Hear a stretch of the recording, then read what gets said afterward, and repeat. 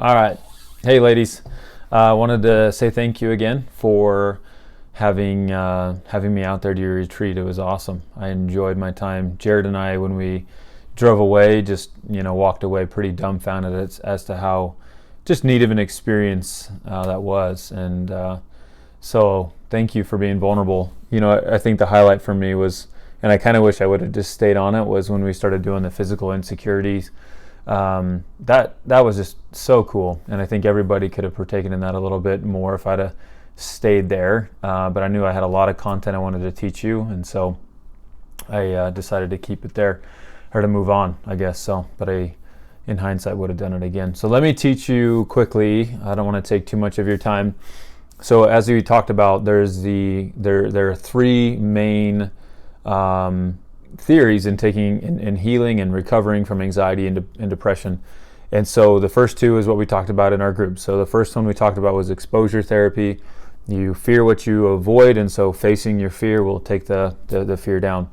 As well as depression. If you are fearing what you can't accept about yourself, finally accepting what you need to accept about yourself will help your depression to go down.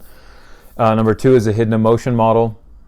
Number two is the cognitive model. Number three is the hidden emotion model. Number two is the cognitive model that we talked about as well, which is you feel how you think. Change the way you think, change the way you believe about yourself, and you will also begin to feel better. The third model, like I said, is the hidden emotion model.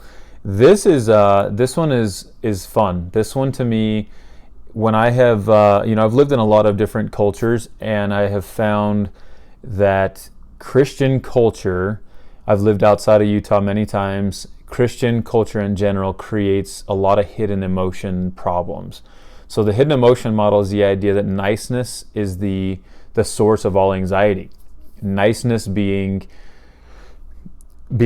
basically defined as I'm afraid of conflict, I'm afraid of strong emotions, I'm afraid of anger, I'm afraid of feeling rejection.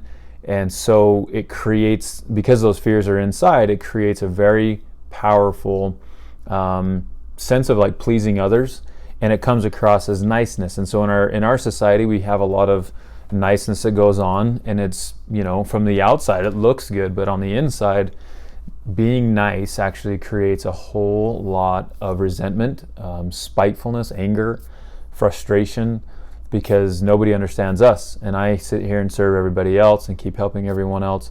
And so the anxiety that comes from always hiding the emotions that you need to actually express, such as anger and frustration, they don't ever get out. So the idea behind it is that I love to say is Jesus was not nice, he was kind. He, and I don't care from any kind of religious standpoint, it just historically speaking, he was not afraid to set boundaries and to say how things were. Nice people would give up their boundaries to accommodate somebody else's anxieties or opinions, and don't want to offend anybody, so I'm not going to say anything. I'm not going to tell them no either. They asked me to do it and I can't say no, even though I'm so busy that I'm about ready to fall asleep at the wheel. Nice people don't know how to say no, and so many of us have it, and to some degree or another.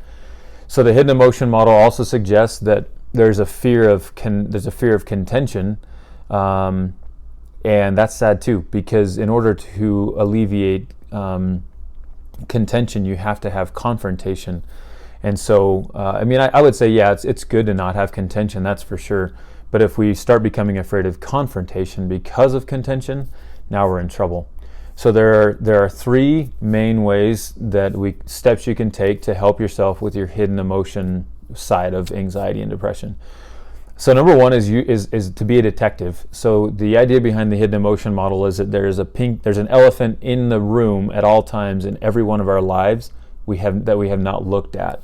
Something going on, a problem, a situation that's created anxiety, created emotion, created grief, whatever, pressure, and we're just blind to it. But it's as obvious as if an elephant was there. So the first step in the hidden emotion model is slow down, kind of like I need to do right now, but slow down and acknowledge and try to find the stressor or whatever it is that has happened or is happening in your life. Okay. Number two is, once you've found it, is to express your emotions about it to someone you trust. And that is, it's critical you get into the details of those emotions rather than just saying I feel bad, I feel upset. Get into the details of your emotions. If you have to print off even a Google sheet of emotions, just do that and find the emotions. Number 3, once you've expressed those emotions, number 3 is to do something about it. And to me, it seems really simple. Like, yeah, of course, do something about it. But even a glimmer of doing something, even setting a plan of what you could do about it, usually will allow the anxiety to start to decrease. So a good example for me was actually speaking at the retreat. I noticed that about a week before the retreat that I was being a little short at home, and my wife was kind of wondering what was going on for me. I don't know, she's like, what's wrong? I don't know what's going on with me, and I'm just kind of frustrated, I guess. She's smart enough now to understand this, and she's like, are you frustrated about the retreat, or are you feeling overwhelmed? And I remember I was like, oh, totally. Like, that's it. Like, I don't feel prepared yet. I don't feel like I've spent enough time on it. And it's just kind of making me stressed. I'm definitely having negative thoughts about it, or thinking that I'm not going to do a good enough job, let some people down. And she said, well, go do something about it. And so I did. And I went downstairs, grabbed my laptop, and put in a couple hours. And as soon as I did that, I came upstairs and I was completely fine. So you'll find that in your own life. All right, so that's the challenge, and that's it in a nutshell. So the hidden emotion model is the idea that I'm afraid of emotion, and so therefore I stuff it under the rug, and on the outside I act nice so that nobody sees it, and then I get frustrated and resentful, and sometimes I just snap. But I stay really calm, even though underneath it's a volcano, and I don't acknowledge the problems in my life, so I need to. And when you acknowledge those, declare the emotions, talk about it, and then do something about it, the anxiety goes away. So hey, once again, thanks again for such a good opportunity, and hope that we can maybe touch base again in the future. And also with group therapy, I would love to do that. I'll kind of show you my office real quick. So here's my office, just a quick showing. So my office has plenty of room, and I have more outside, and it's pretty too. I'll try to show you out here.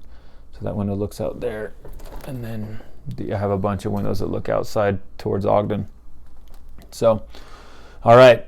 We'll talk to you later. See ya.